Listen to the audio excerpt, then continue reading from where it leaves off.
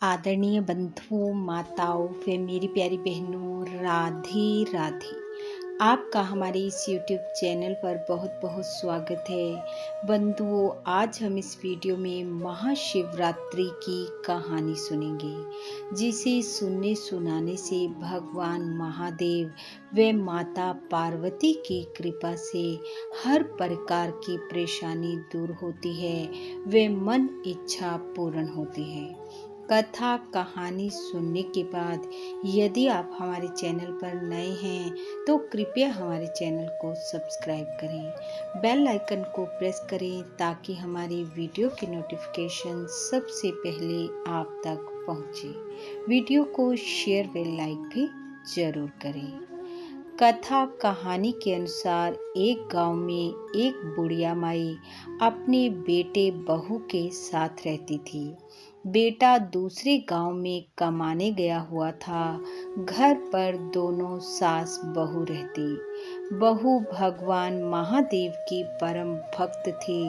वह नित्य प्रति सुबह जल्दी उठती, स्नान आदि कार्य कर भगवान शिव की पूजा करती, कथा कहानी कहती, फिर घर का सारा कार्य करती। सास को बहू का पूजा पाठ करना बिल्कुल ना भाता।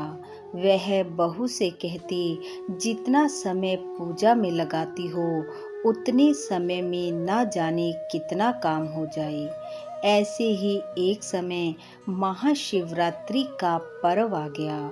उस दिन बहू सुबह जल्दी उठी, स्नान आदि कार्य कर उसने भगवान शिव व माता पार्वती की पूजा हेतु सारी सामग्री एक थाली में सजाई और मंदिर जाने लगी। इतने में ही उसकी सास आ गई और पूछने लगी, कहाँ जा रही हो? बहू ने कहा, आज महाशिवरात्रि है, मैं पूजा के लिए मंदिर जा रही हूँ। यह सुनकर सास ने कहा, जितना समय पूजा में लगाओगी उतने समय में खेत की रखवाली का जो कार्य हमें मिला है उसे करो और जो भी पक्षी खेत में आए उसे उड़ाओ। यह सुनकर बहू पूजा की थाली रखकर खेत पर चली गई। रास्ते में उसने देखा गांव की अन्य स्त्रियां पूजा के लिए भगवान शिव के मंदिर में जा रही हैं। वह बहुत दुखी हुई और खेत पर जाकर पक्षियों को उड़ाते हुए जोर जोर से रोने लगी। अपनी भक्त की आंखों में आंसू देख भगवान शिव व माता पार्वती एक सेठ सेठानी का रूप धर कर उसके पास आए और रोने का कारण पूछा। बहू ने उन्हें सारी बात बताते हुए कहा कि आज इतने बड़े पुण्यदायक अवसर महाशिवरात्रि पर मैं शिव पूजा तो ना कर सकी, बल्कि इन भूखे पक्षियों को भी अन्न खाने से रोक रही हूँ। इससे बड़ा पाप और क्या होगा?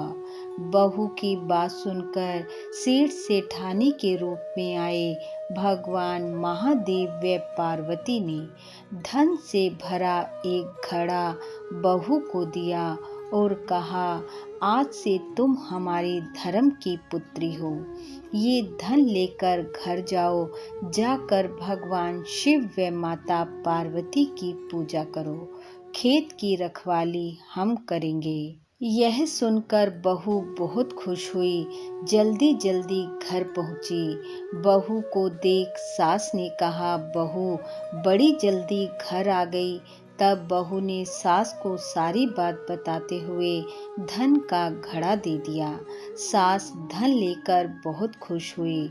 बहू ने कहा, हमें ये धन भगवान शिव व माता पार्वती की कृपा से प्राप्त हुआ है, अतः मैं पूजा करने मंदिर जाती हूँ। यह कहकर बहू ने पूजा की थाली उठाई और मंदिर चली गई। बहू ने भक्ति भाव से भगवान का पूजन कर अपना व्रत पूरा किया। घर आकर भोजन बनाया, भोग लगा। दोनों सास बहू ने भोजन किया। सास धन पाकर बहुत खुश थी। उसने बहू से कहा, महाशिवरात्रि के पूजन व व्रत करने से इतना धन मिलता है तो अगली बार मैं खेत पर जाऊंगी। अगली शिवरात्रि आने पर सास खेत पर गई और वहां जाकर जोर जोर से रोने लगी। भगवान शिव व माता पार्वती सेठ सेठानी के रूप में आए। बुढ़िया से रोने का कारण पूछा तो बुढ़िया माई ने कहा, मैं आज शिवरात्रि पर पूजा करने मंदिर जा रही थी, पर मेरी बहू ने मुझे जाने नहीं दिया और कहा, जाकर खेत की रखवाली करो, इसलिए रो रही हूँ। सेठ सेठानी के रूप में आए भगवान बोले, बुढ़िया माई तू घर जा, खेत की रखवाली हम करेंगे। बुढ़िया माई जाने लगी तो बोली, मेरी बहू को तो धन दिया था, मुझे भी दो। तब वह कहने लगे, तू घर जा, तुझे सब मिलेगा। बुढ़िया माई घर पहुंची तो उसके शरीर से कोढ़ चोने लगा। यह देखकर बहू बहुत दुखी हो उठी और सोचने लगी, ये सब कैसे हो गया। वह रो रो कर भगवान शिव से प्रार्थना करने लगी। भगवान आए और कहने लगे, तुम्हारी सास छल कपट की भरी हुई है, पूजा करना तो दूर, इसने तुम पर भी झूठा लांछन लगाया। तब बहू ने भगवान शिव से अपनी सास के किए की क्षमा मांगी। बहू की प्रार्थना सुनते हुए महादेव ने बुढ़िया माई को ठीक किया, बहू को आशीर्वाद दिया और अंतर ध्यान हो गए। हे भोलेनाथ, जैसा सास के साथ किया वैसा किसी के साथ मत करना। जैसा धन व आशीर्वाद बहू को दिया वैसा सबको देना। इस कथा कहानी को सुनने वाले सुनाने वाले सब पर अपनी कृपा बरसाना, दुख परेशानी दूर करना, मन इच्छित फल देना। इन्हीं शुभकामनाओं के साथ आप सबको महाशिवरात्रि पर्व की बहुत बहुत बधाई। राधे राधे।